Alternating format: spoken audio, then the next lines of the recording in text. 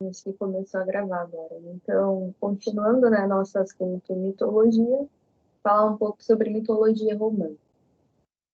Então, aqui as mitologias que a gente vai conhecer um pouquinho, né? Então, o que que é a mitologia romana? Um conjunto de crenças e práticas politeístas, adorando vários deuses com nomes diferentes dos deuses gregos, mas semelhantes aos da mitologia grega.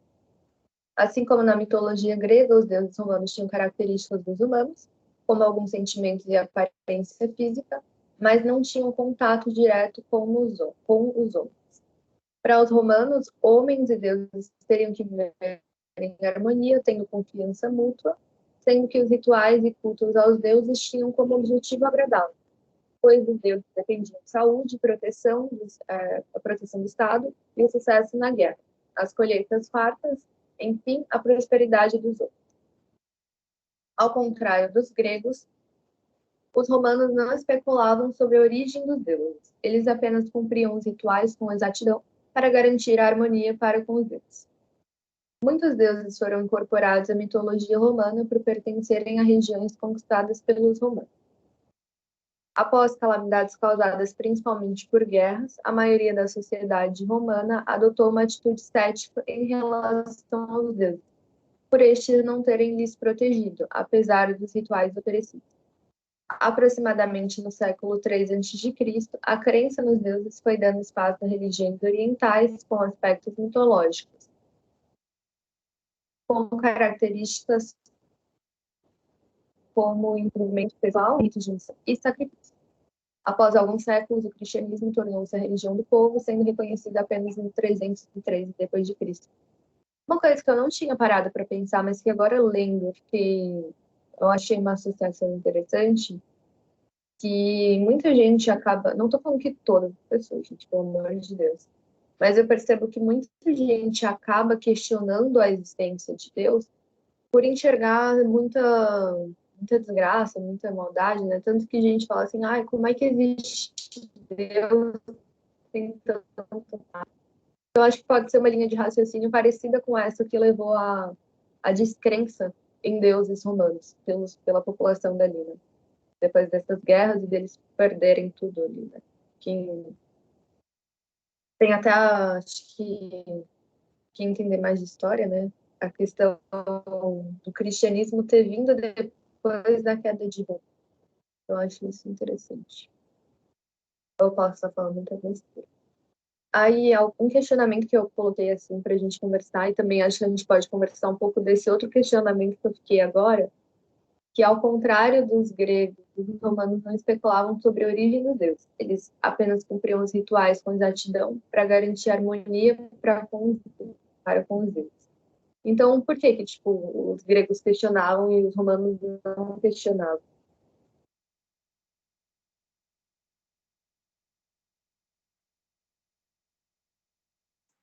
Acho que pode ser pela a questão de como eles viam.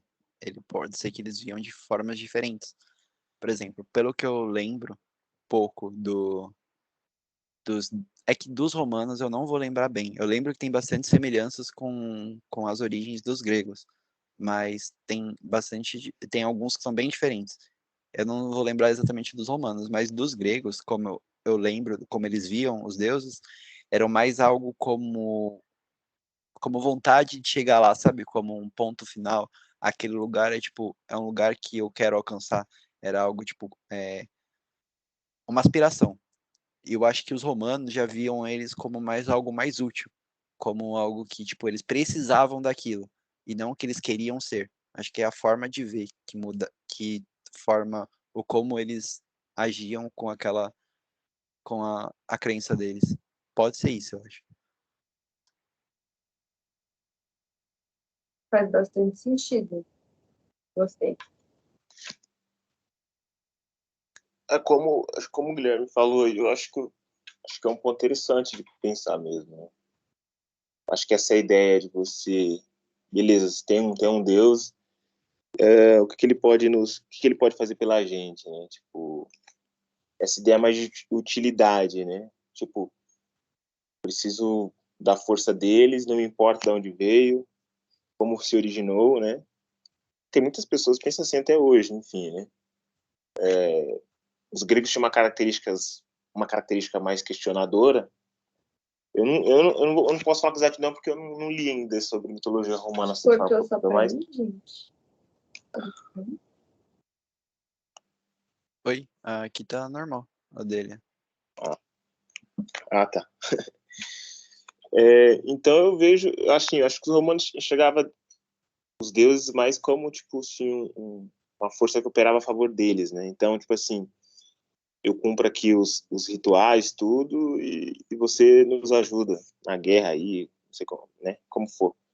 Então, eu acho que eles tinham uma percepção diferente e via Deus mais como tipo assim, uma força que ajudava eles e eles agradavam, de certa forma, esse Deus, né? Por assim dizer, eu acho que...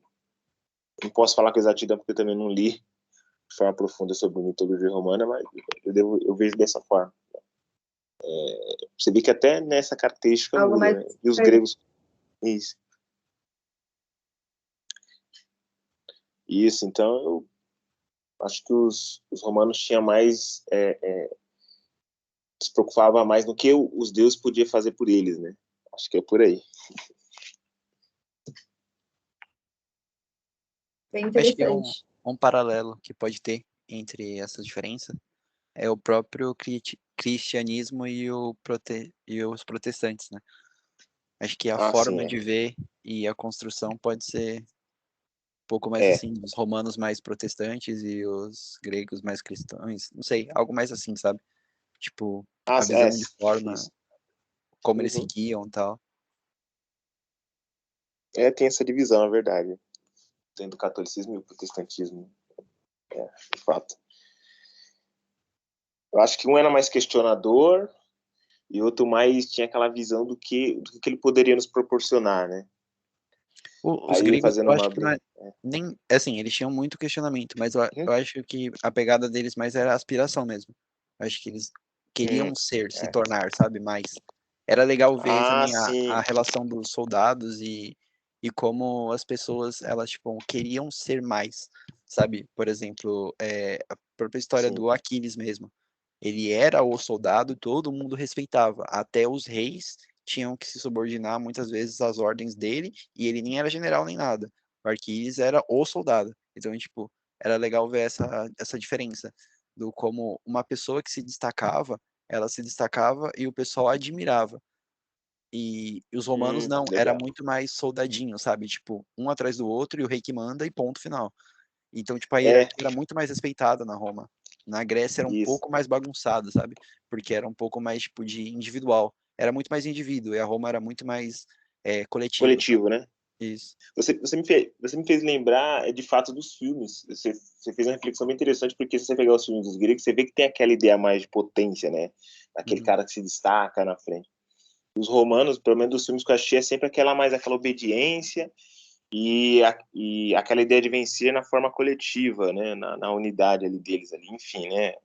Eu acho que é interessante o que você falou. Acho que são detalhes que mudam muito, né? Pra você ver, né? De Tudo fato. isso que eu tô falando é baseado em filme mesmo, porque eu não li nem nada. É, né? É, mas eu vi, tem isso. Eu tava imaginando agora, tem um filme de Roma que eu vi, não sei se era na luta contra os bárbaros, eu não lembro que de fato você vê uma característica mais obediência ali, né, nos romanos ali, né?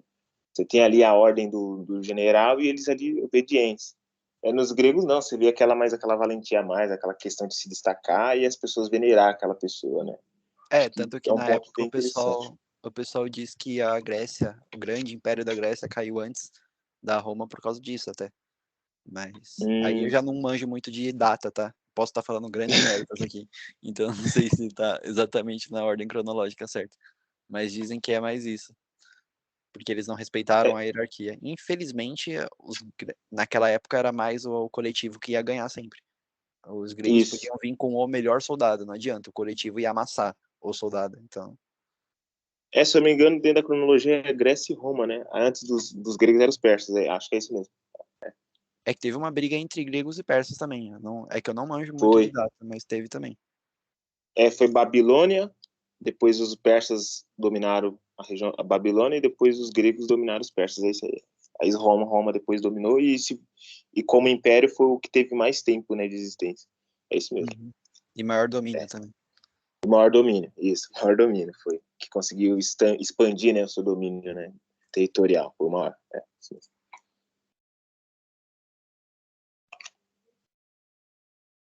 Muito legal, né? Uma aula de história também aí no meio. Eu lembro que do ensino médio não lembrava nada. É muito interessante isso aí, mas eu acho que pode muito ser nesse sentido do que vocês falaram, da questão mesmo de como que a sociedade tinha a hierarquia e como que enxergava a finalidade de se ter um Deus. Acho que a gente pode continuar a avançar um pouco agora. Aí eu trouxe a história de Rômulo e Remus, né? Então, trazer um pouco também da mitologia romana. Acho que a maioria deve conhecer, acho que todo mundo deve conhecer, né? Porque, assim, é uma história bem famosinha. Então, eles eram irmãos gêmeos, né? E aí a história fala da origem de Roma. Eram filhos de Marte e Rhea Silvia, e de acordo com Virgílio e muitos outros escritores, suas aventuras estavam inexplicavelmente ligadas à fundação de Roma. Então, nascidos em Alba Longa, eles foram vistos como uma ameaça para o rei Zamúlias. E assim, para salvar a si mesmo, ele ordenou que fossem abandonados nas margens do rio Tibre. Então, traz até um pouco da geografia ali daquele lugar. Os recém-nascidos foram deixados para morrer, mas Tibério, o pai mitológico do rio, salvou-os e eles sobreviveram sob seus cuidados. Uma loba amamentou-os em uma caverna perto de Lupercal. Mais tarde, eles foram adotados por um pastor, Faustus. Inconscientes de sua identidade, eles cresceram trabalhando como fazendeiros e pastores. Mas não importava o quão longe eles tivessem vindo de seus pais originais de origem de seu lar. Suas raízes não os deixaram e a habilidade de liderança inerentes ajudaram a reunir apoiadores. À medida que se tornaram adultos, envolveram-se em uma discussão entre os partidários de Amúlios e Numitor, acho que é Numitor que pronuncia. Como consequência, Remus foi preso em Alba Longa, o mesmo lugar onde ele nasceu. O rei e o avô de Remus suspeitavam de sua verdadeira identidade. Enquanto isso, Rômulo estava ocupado procurando maneiras de libertar seu irmão. Ambos ficaram sabendo de sua verdadeira identidade e uniram forças com seu avô para restaurar o trono. Finalmente, eles venceram e Amúlius foi morto. Quando voltaram para Sete Colinas, eles foram envolvidos em uma discussão sobre onde construir a cidade. Romulus preferia o Monte Palatino, mas Remus queria que estivesse no Monte Aventino.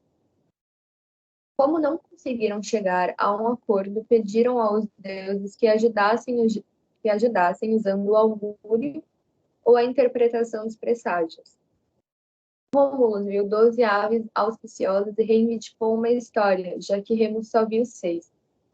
Isso deu origem a uma nova disputa e, eventualmente, Remus foi morto. Romulus, então, fundou a cidade de Roma.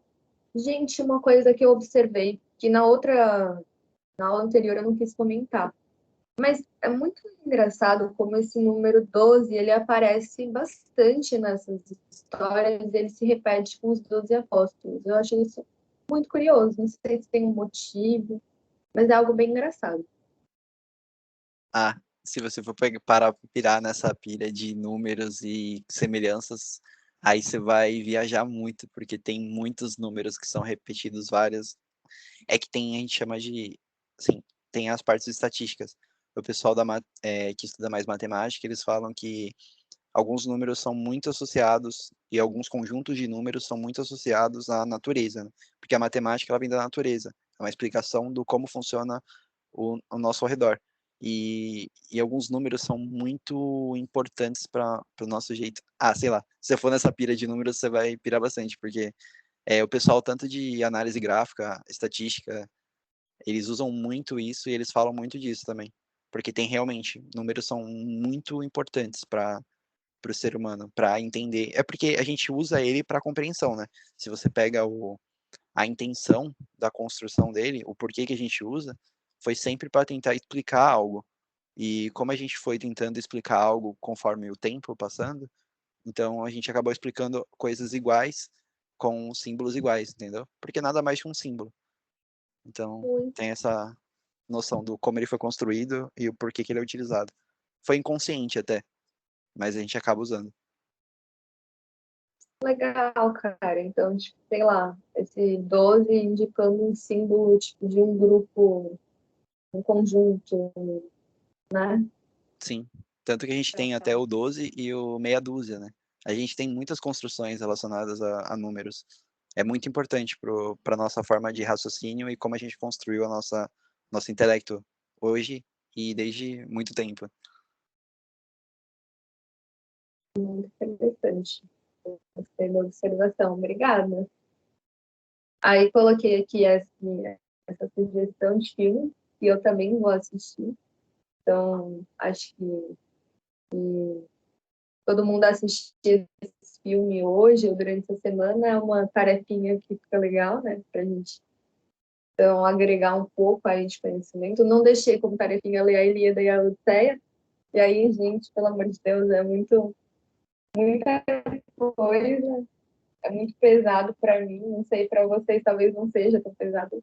Mas eu acho que esse de ver o filme é algo que bem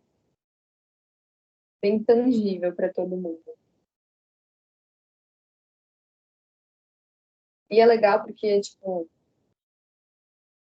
a gente consegue fechar bem essa parte, porque pelo que eu estava olhando nas críticas, ele mostra também essa questão, tipo, simbólica de ter sido o primeiro rei do mundo. Então era algo tipo, que o pessoal de Roma meio que carregava.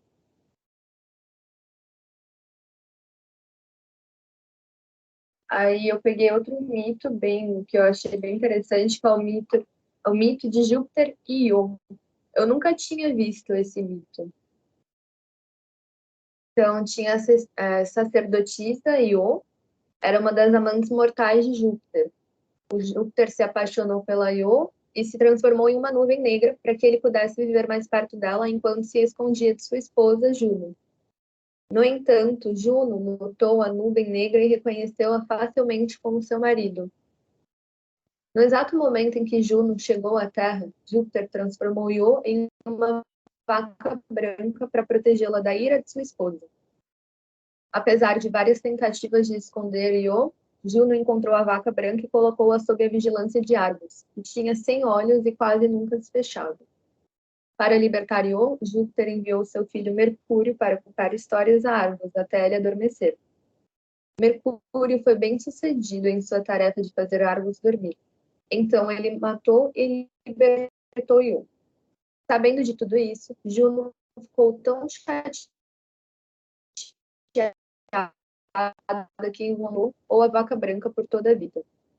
Então, Júpiter jurou nunca perseguir Io novamente, e Juno a libertou da prisão. Depois, Io foi para o Egito, se estabeleceu lá e se tornou a primeira deusa egípcia. Uma coisa que eu achei muito interessante nesse mito é que ele aborda demais essa questão humana, da traição e tipo, do triângulo amoroso mesmo, assim, né? E essa questão dos nomes, Júpiter, né? Depois, não sei se foi depois, se foi antes, tornou o nome do planeta, mas eu achei interessante. Percepção bem senso comum, né? Que eu tô falando assim, gente, por achismo. Aí, o que eu achei, eu fiquei curiosa, eu falei, será que as vacas são sagradas? As vacas serem sagradas para os indianos tem alguma relação com essa vaca branca da família da Io? E aí eu vi que não tem nada a ver. Mas eu achei interessante porque eu fiquei curiosa. Então tá até errado esse porque é separado, que eu dei como você controlou. Na Índia, a vaca é vista como um animal sagrado em virtude de se considerar que ela dá muito mais a nós do que nós lhe damos em troca. Ideia clara numa obra de histórias indiana chamada Baital Pachiji, 25 histórias de Baital, que é a tradução, né? Numa dessas tais 25 histórias, quase sempre amorosas, um Rajá, que é um monarca local, deixa de respeitar os deuses e ele dito o seguinte: os deuses desceram à terra de várias formas, mas uma vaca é superior a todos eles, pois não sente raiva nem inimizade, não fica bêbada, não sente fúria, avareza ou afeto excessivo. Dá proteção a todos, e tanto ela como se separa com todos os animais.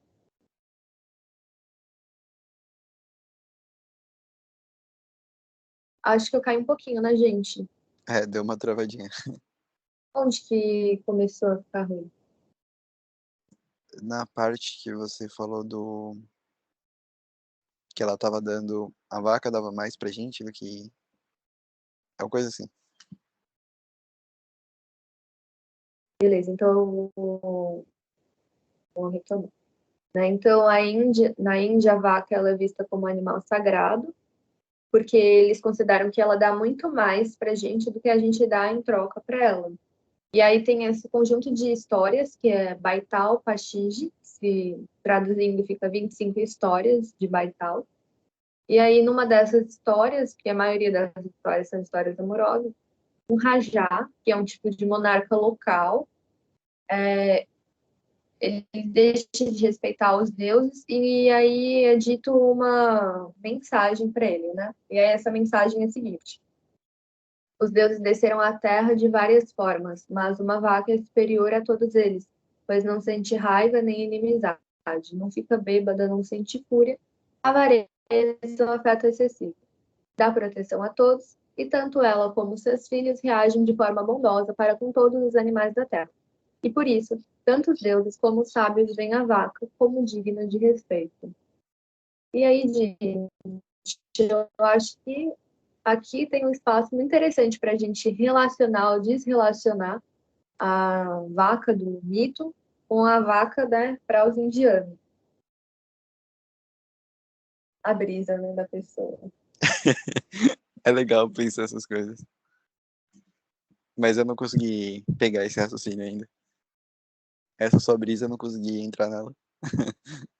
Eu tava assim, eu olhei o mito, né? Na hora que eu tava lendo, eu falei, nossa, a vaca branca aqui, né? Foi o que aconteceu? A, a Juno chegou à Terra, né? Júpiter transformou a Io numa vaca branca. Aí depois, quando a Io foi para o Egito, ela se tornou a primeira deusa egípcia. Então a vaca branca seria algo sagrado, porque ela era uma deusa egípcia. Aí eu pensei, será que teve alguma linearidade que fez com que essa vaca branca, sendo a primeira deusa egípcia, se tornasse sagrada na Índia? Vou pesquisar sobre isso. Aí eu pesquisei por que, que as vacas seriam sagradas para os indianos e aí vi que não tinha nada a ver. Que na realidade, na Índia, eles têm muito essa percepção de que é porque a vaca ela dá mais do que recebe. Então, por isso que ela é sagrada. Tá, mas Mas, agora sim, eu vou reforçar sua brisa. Essa compreensão deles do porquê que é sagrada para eles não garante que ela chegou a ser sagrada por causa disso. É o como eles veem isso, mas não quer dizer que por como eles realmente viram isso. Até porque a época dos egípcios para ir à construção da cultura indiana, não faço ideia da data, mas provavelmente deve ter alguma coisa a ver sim, porque é, digamos assim, tá muito perto ali, né?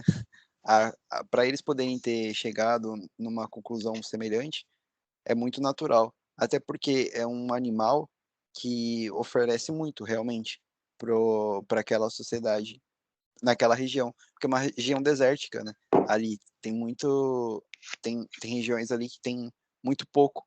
E quando tem a vaca fornecendo muito, realmente, tipo, antigamente, óbvio, os primeiros deuses eram o sol que fornecia a luz, era, era algum, tipo, o fogo, porque ele esquentava. Então a construção do que é sagrado é natural e o como eles entendem aquilo não é natural, é totalmente forçado.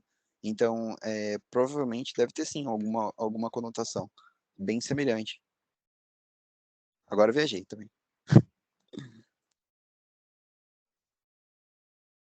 Interessante. A gente pode depois tentar fazer uma pesquisa bibliográfica mais a fundo, ou perguntar para o pessoal da história, da filosofia, né? Mas essa questão da construção de significado, eu achei que realmente pode ter sido a ver. Em relação aos indianos, eu tenho, se eu não me engano, que eu como estudo um pouco sobre o budismo e tal, etc. Eu devo ter visto alguma história relacionada à construção da Índia, tudo. Só que eu preciso rever lá, porque eu não lembro. É muita coisa, mas eu vejo, por mais que você tenha uma ideia de sagrado, por mais que você tenha a ideia da vaca em cima de uma ideia de sagrado, só que também acho que pode ser que nem todos pensem assim, né? Pode ser que todos que você vê lá na Índia mesmo, o pessoal trata vários animais como se fosse, né? Podem tocar, né? Se eu não me engano, tem, não sei, não sei se é os ratos, não sei, tem animais lá que, tipo assim, eles traem, se você matar, né? Enfim, não só a vaca, mas entre outros, né, também, né? O gato Enfim, também, se eu não me engano, né? gato, ao contrário da É China, bem pessoal e lá disso, né? eles, Eles uhum, também tinham esse preço aí com os gatinhos. tem os gatos, né? É verdade. É. Eu vou ver se na outra semana eu trago, assim, pelo menos para elucidar, assim, eu devo ter ali alguma coisa, assim, no aspecto. Tudo bem que a parte que eu estudo é mais a parte filosófica, né, que eu acho da hora. Mas, assim, a Índia é bem complexa também.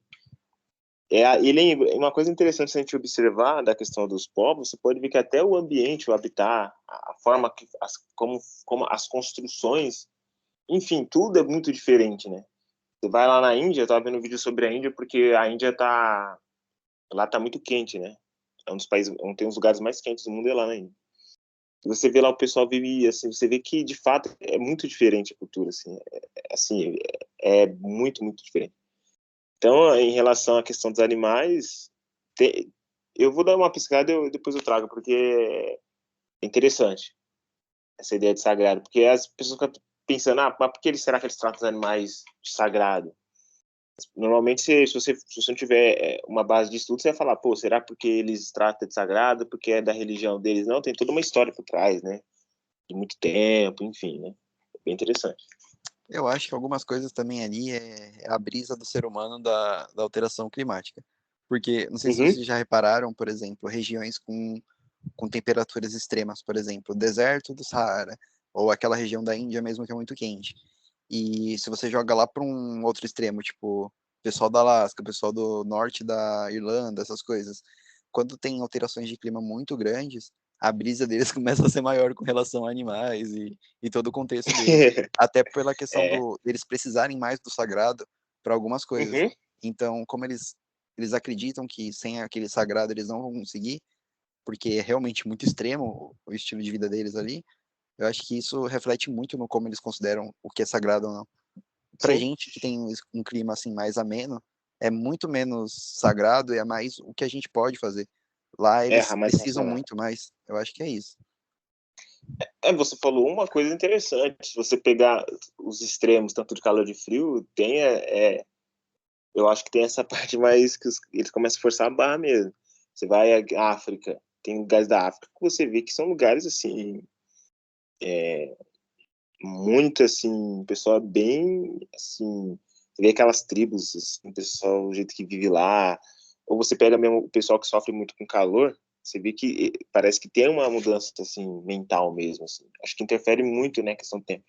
E de fato, se você pegar o clima, ele interfere muito também no tipo de raciocínio, na cognição da pessoa, com certeza. Concentração, tudo. Então as pessoas vão buscar mais um escape no sagrado, já não tem nada, porque a maioria desse país a infraestrutura é muito precária, né? Você pega a Índia mesmo, nossa, eu fico pensando assim, meu, é que é cultural, né? O pessoal nasceu ali, mas se a gente for para lá, você não consegue viver. Tipo, eu tava vendo lá que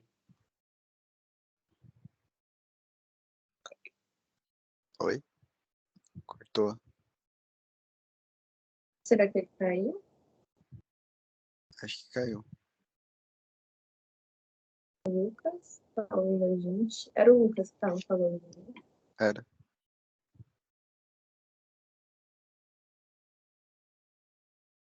Eu Ih, acho que ele caiu.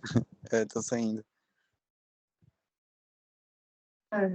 Você quer comentar mais alguma coisa, Guilherme? Eu achei bem interessante essa questão climática que ele abordou. Vixe, eu vou viajar muito. Se você quiser fechar, por mim tudo bem. Acho que assim, aqui a gente pode parar a discussão. Então, eu vou interromper a gravação e a gente vai conversando mais um pouco. Aí a Dani também, não sei se ela quer continuar, escutar a brisa da gente, entrar na brisa. Então, eu vou parar a gravação para não ficar muito longo e aí depois a gente continua do próximo slide, que seria a questão. Ah, não, já são as fontes. Então, a gente já terminou hoje, né? Aí na semana que vem, ou na outra, daqui a 15 dias, a gente continua falando da questão da cultura, da mitologia, né? Greco-romana. Eu vou tentar dar uma pesquisada na Norte, que eu curto bastante.